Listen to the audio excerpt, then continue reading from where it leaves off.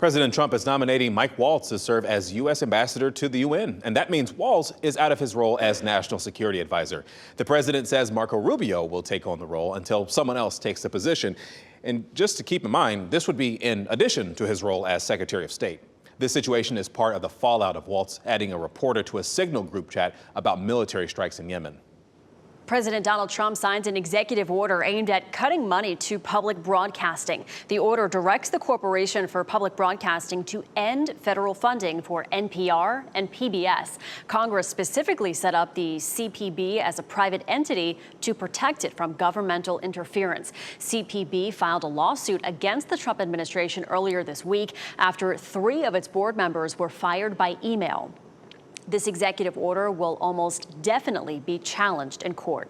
We have prom. Business leaders from across the country sounding the alarm over President Trump's tariffs. Everything that is imported from another country, adding anywhere from 10 to 20% on every one of our invoices. Tariffs are just... In a letter to the administration, Suzanne Clark, CEO of the Chamber of Commerce, warns many small businesses will suffer irreparable harm if exclusions aren't made for them. Though it's not just small businesses that are feeling the heat. The demand is way down.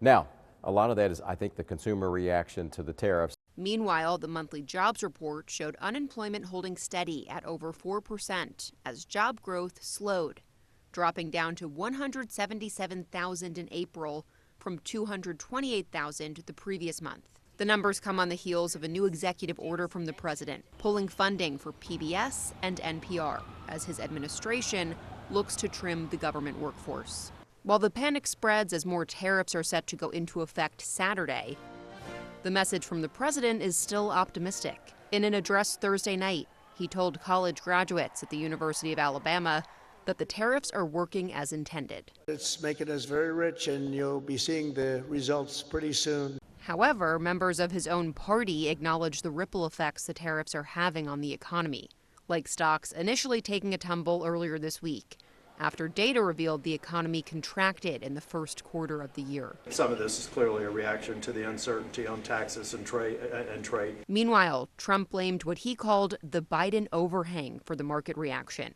though Wall Street did eventually recover those losses.